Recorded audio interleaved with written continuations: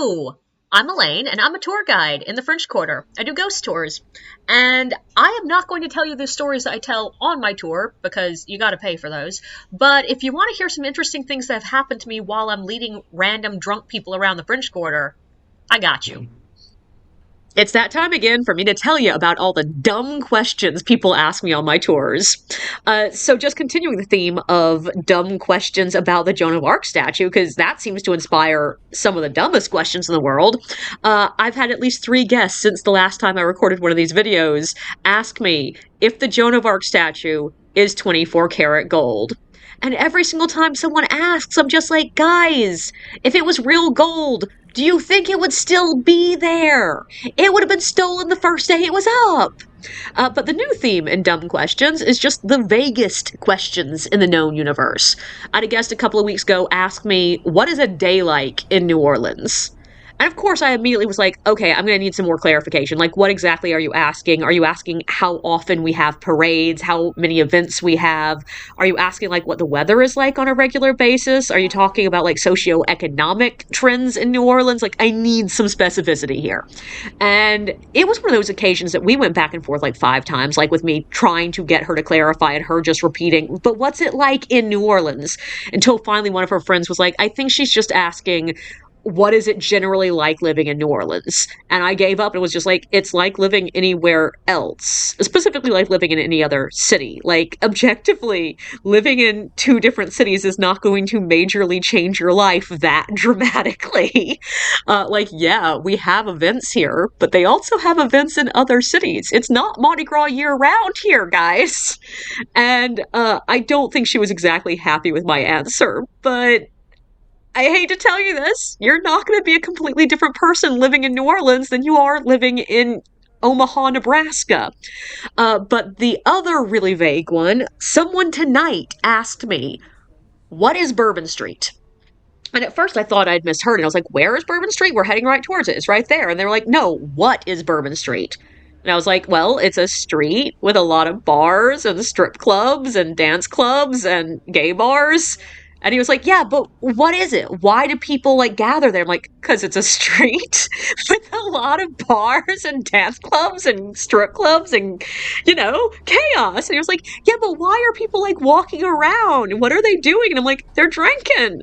I don't know what to tell you, friend. It's just a place where you could go and get drunk. Like, that is all it is. But one of my other favorite dumb questions recently, I was gathering with my guests in front of the store one night, and I saw another tour group coming by, so I waved the guests out of the way to be like, okay guys, make sure there's clear room. And I know that this was a pub crawl because I know the tour guide that was leading it, and also I know it was going poorly because of the look on her face as she got near me, and I was just like, yeah, she's having a night.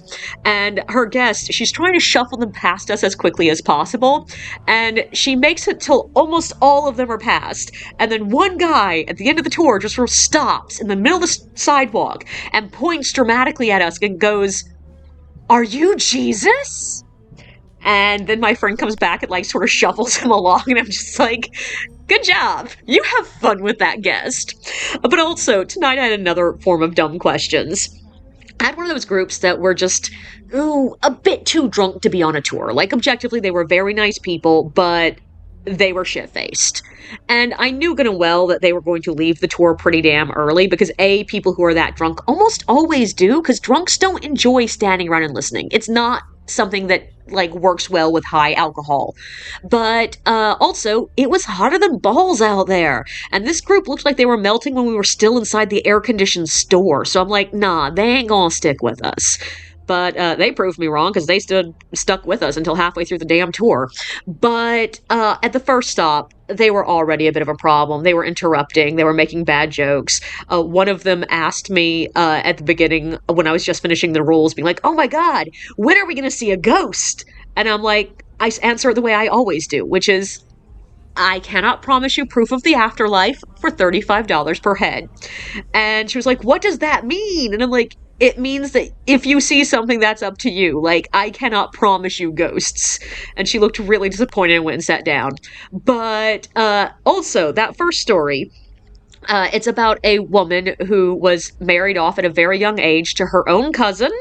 And I thought I make it very clear in the tour that the reason this happened is because her side of the family had a lot of money, but no title. And his side of the family had titles, but not a lot of money. And yet, halfway through the story, one of the guests is screaming out, "Yeah, sister, get that money and run!" I'm like, that's not what's happening here. But the dumb question came at the end of that story.